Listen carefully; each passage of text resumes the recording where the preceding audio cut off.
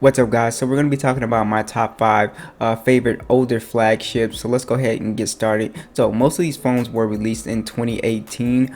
So we're going to start off with one of my favorites, the LG G7 ThinQ. So I really like this phone because it comes in at about 200 bucks on Amazon, and I just think it's a really good deal. I really like using this phone to game on because of the high pixel density, and it's just a really nice display. It's a 6.1 inch display. It's a 1440p display, and you do have the always on display as well for an IPS. You have a really nice feeling body. It's a front and glass back phone with an aluminum frame, and it's even IP68 water and dust resistant. Now, one of the things you'll love about the LG G8 is it's still running Android 9.0, and it actually still got an update the other day ago, so it's still getting updated. I don't know if it'll get Android 10, but you do have that Snapdragon 845 and the Adreno 630. I was able to play Fortnite, PUBG, and anything else you throw at it on high settings, no problem. You do have the micro SD support up to 1 terabyte, along with the base model 64 gigabytes of storage and 4 gigabytes of RAM. So the cameras on here are pretty capable as well. You can take some really nice photos. You throw Gcam on there, it takes even better photos. So the cameras aren't outdated by any means. It still takes great photos. An 8 megapixel selfie camera, along with a 3.5 millimeter jack as well. So you do have NFC on board, USB Type-C, a 3000 milliamp battery, which gets me through about a day of battery life with that fast charging at 18 watts. And you also have wireless charging as well. So this is a beast of a phone, highly recommended. Next is the Razer Phone 2. So you can actually find this for around $328 on Amazon, and links will be in the description. So again, you have a premium design, glass and metal. It is IP67 rated, so you can get it wet.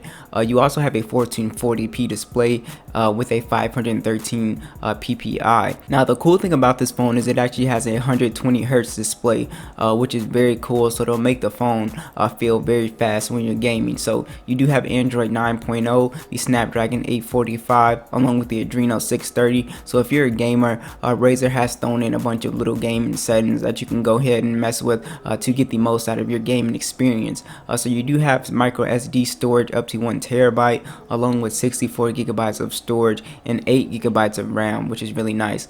So you have a dual camera setup as well, two 12 megapixel cameras. One is a wide and one is a 2x optical zoom, along with a 8 megapixel selfie. So you do have very loud dual speakers on here, which is really nice. The only thing this phone is missing is that headphone jack. They got rid of it, but you do have USB Type-C and NFC on board, along with a really nice size 4000 milliamp battery, along with 18 watt fast charging. Now next is going to be the Galaxy S9. So you can actually pick this up on Amazon renewed for $319, which I think is a really good deal.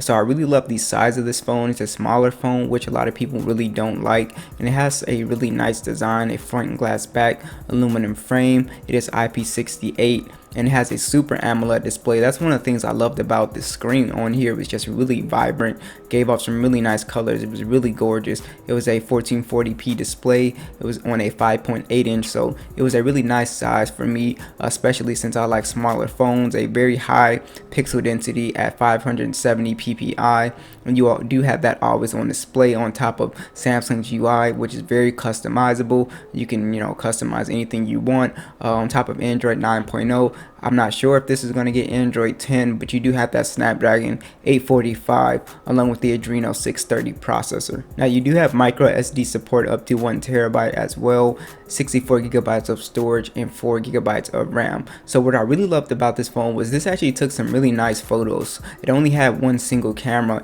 a 12 megapixel camera. That's the only thing that kind of made this one a little dated. This is not the plus version, and you have an 8 megapixel selfie camera. It is a wide camera, but you also have stereo speakers on this guy as well, so they were really loud and I really enjoyed them. In addition, you have all the extra stuff, NFC, USB Type-C on board. You have their kind of gimmicky iris scanner and the fingerprint scanners on there as well.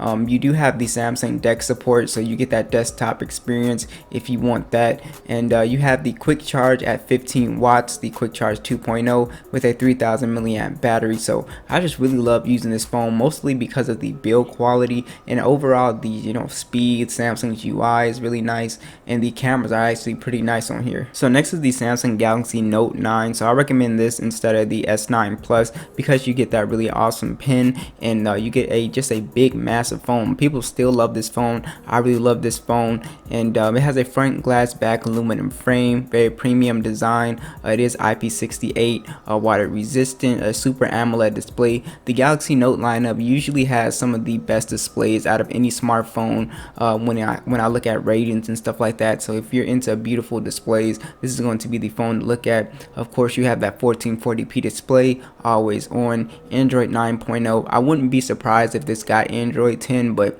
I just don't know how long it's going to take. Snapdragon 845. You'll be more than capable to play the latest games and everything with the Adreno 630 GPU. You do have micro SD support up to 1 terabyte, 128 gigabytes of storage, and 6 gigabytes of RAM. So this is a phone that you can buy and use all the way into 2020, no problem. You do have those dual camera setups, which is really nice. It's just as good as the Galaxy S9, even better. It's a 12 megapixel wide and a 12 megapixel telephoto lens, so no ultra wide. You do have that selfie camera, 8 megapixels, really nice sounding stereo speakers from what I've seen, and you have NFC on board along with USB Type-C. So it's pretty much the same thing as the Galaxy S9. It's just bigger, and you have that S Pen functionality. You have all the little stuff in there, the iris scanner, Samsung DeX. You have a bigger battery, a 4000 milliamp battery with 15 watt fast charging, and you also have that wireless charging as well. So if you need to draw, or you trying to get into digital art, the Galaxy Note 9 is something that you might want to look at if you want to do that on your phone. Now last is going to be the Pixel 3. So you can find this for around $350, and I was able to play with the Pixel 3a, and I just really loved it. And you can go ahead and get this. This is the kind of more premium version, or you can get the Pixel 3a, but this has a little bit more premium, especially with the hardware. So you do have a front glass back and aluminum frame. The 3a is kind of like a plastic version, but they're basically almost the same phone. You have IP68 water and dust resistant. You have an OLED display at 5.5 inches.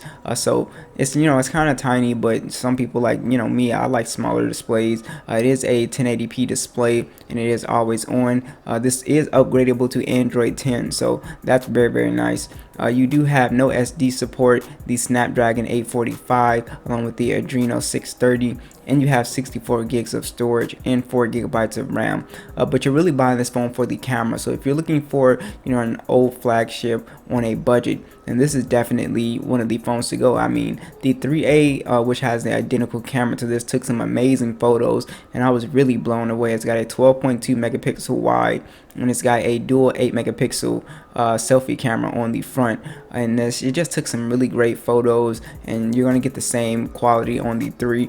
You do have some excellent, and I do mean excellent, stereo speakers, very nice, and you do have NFC on top of USB Type-C. Now the battery size is small, kinda 2915, but you can usually get through a day from what I'm seeing. Fast charging at 18 watts, and you of course have that wireless charging. So if you're into photos and you want to take the best pictures, this is going to be the way to go, and I will catch you guys in the next one.